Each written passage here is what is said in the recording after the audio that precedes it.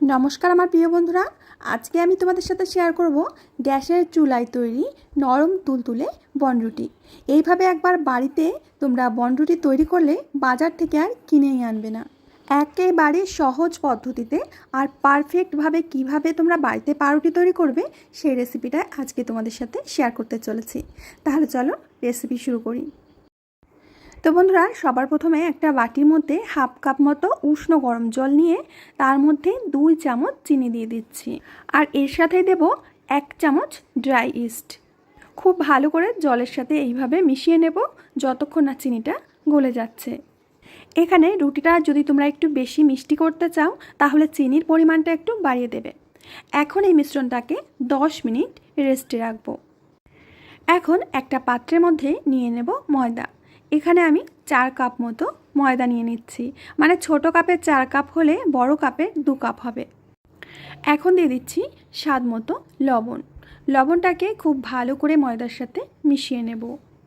বন্ধুরা, রেসিপি দেখে যদি ভালো লাগে প্লিজ লাইক করবে, কমেন্ট করবে আর বন্ধুদের সাথে শেয়ার করবে।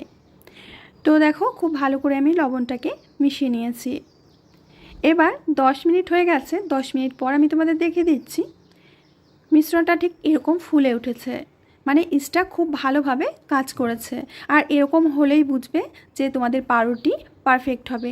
আর এরকম যদি না ফোলে তাহলে কিন্তু বুঝতে হবে পাউরুটি একদমই হবে না। এখন এই মিশ্রণটাকে ময়দার মধ্যে দিয়ে দেব আর আলতো হাতে এইভাবে মেশাতে থাকবো।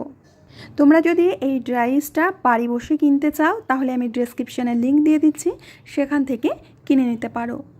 আর তারই সাথে কিছু ভালো ভালো প্রোডাক্টের লিঙ্কও দিয়ে দেবো, চাইলে তোমরা ওখান থেকে কিনে নিতে পারো, ডেসক্রিপশানে লিঙ্ক দেওয়া থাকবে।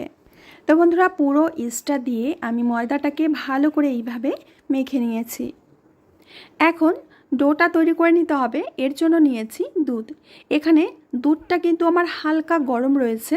এরকম উষ্ণ গরম দুধ দিয়ে ডোটা মাখলে আমাদের বনরুটিগুলো বেশি পরিমাণে সফট হবে। বন্ধুরা, এখন এর মধ্যে দিয়ে দেব আমরা গলানো বাটার। এখানে 2 চামচ মতো বাটার আমি দিয়ে দিচ্ছি। তোমরা বাটারের পরিবর্তে তেলের ব্যবহারও করতে পারবে। এবার বাটারটাকে দইয়ের সাথে ভালো করে আবারও মেখে নিতে হবে। মোটামুটি এখানে 10 মিনিট সময় নিয়ে ডোটাকে মেখে নিলে দেখবে যে একদম সফট একটা ডো তৈরি হয়ে গেছে। আমি ঠিক যেমনভাবে মাখছি তোমরা নিশ্চয়ই খেয়াল করলে বুঝতে পারবে, এইভাবে টেনে টেনে কিন্তু বনরুটির ডোটাকে মেখে নিতে হবে।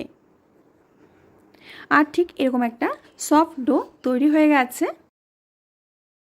এবার এই ময়দার ডোটাকে আমরা রেস্টে রেখে দেব। মোটামুটি 1 ঘন্টা মতো রেখে দিলেই হয়ে যাবে। ওপর থেকে আরও একটু বাটার মাখিয়ে দিচ্ছি যাতে ওপরটা ড্রাই না হয়ে যায়।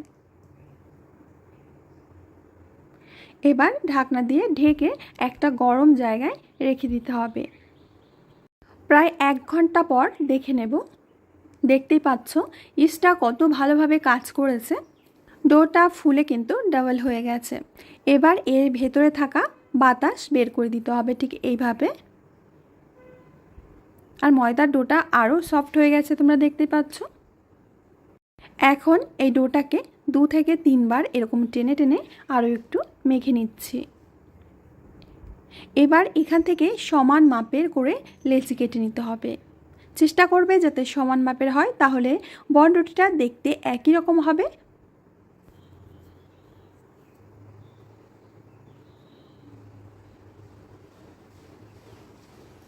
রুটিগুলো বানানোর জন্য এরকম একটা স্টিলের থালার মধ্যে একটু বাটার মেখে নিচ্ছি যাতে রুটিগুলো খুব সহজে উঠে আসে। এবার একটা একটা করে লেচি নিয়ে ঠিক এইভাবে টেনে টেনে গোল করে নিতে হবে। তোমরা নিশ্চয়ই দেখলেই বুঝতে পারছো যে এটা কি করে করতে হবে। এরকম টেনে টেনে লেচিটাকে গোল করে নিতে হবে।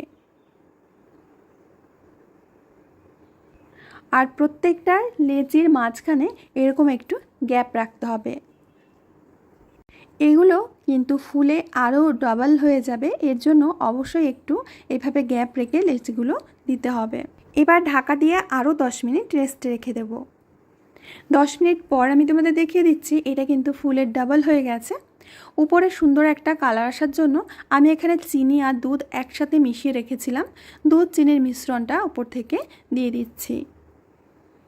তোমরা চাইলে এখানে ডিমের কুসুমও দিতে পারো, তাতেও কিন্তু কালারটা খুব সুন্দর আসবে। অন্যদিকে আমি একটা কড়াই প্রিহিট হতে দিয়েছিলাম আর এর মধ্যে কিছুটা লবণও দিয়ে দিয়েছি। এবার একটা স্ট্যান্ড দিয়ে স্ট্যান্ডের উপরে থালাটাকে বসিয়ে দিচ্ছি। এবার ঢাকা দিয়ে লো আঁচে আমরা বেক করে নেব 30 মিনিট। 30 মিনিট পর আমি ঢাকনাটা খুলে নিচ্ছি। দেখতে পাচ্ছ রুটিগুলো কত পারফেক্টভাবে তৈরি হয়েছে। এখন নামিয়ে নেব। বন্ধুরা, তোমরা দেখতেই পাচ্ছ ওভেন ছাড়া গ্যাসের চুলায় কত সুন্দর পাউরুটি তৈরি করা যায়। এবার আমি উপর থেকে একটু বাটার লাগিয়ে দিচ্ছি। এতে করে পাউরুটিগুলো খেতেও সুন্দর লাগবে, কালারটাও খুব সুন্দর আসবে। আর বন্ধুরা, তোমরা দেখতেই পাচ্ছ যে রুটিগুলো কতটা নরম তুলতুলে হয়েছে। এই রুটি দিয়ে তোমরা বার্গার তৈরি করতে পারো, চায়ের সাথে খেতে পারো, নাস্তায় রাখতে পারো, বাচ্চাদের স্কুলে টিফিনেও দিতে পারো। খেতে কিন্তু দারুণ লাগে। এখন আমি তোমাদের দেখিয়ে দিচ্ছি যে এটা কতটা পরিমাণে সফট হয়েছে, নরম তুলতুলে হয়েছে। এটা কিন্তু কেউ দেখে বা খেয়ে বুঝতেই পারবে না যে এটা বাড়িতে তৈরি করা হয়েছে। দেখতেই পাচ্ছ যে কতটা পরিমাণে পারফেক্ট হয়েছে, নরম তুলতুলে হয়েছে। তো আমার প্রিয় বন্ধুরা, আশা করছি আজকের বনরুটির রেসিপিটা তোমাদের কাছে অনেক সহজ মনে হয়েছে, ভালো লেগেছে। ভালো লাগলে বন্ধুদের মধ্যে শেয়ার করে দেবে। আমি আজ এখানেই বিদায় নেব। আবার আসবো নতুন রেসিপি নিয়ে। সবাই ভালো থেকো, সুস্থ থেকো।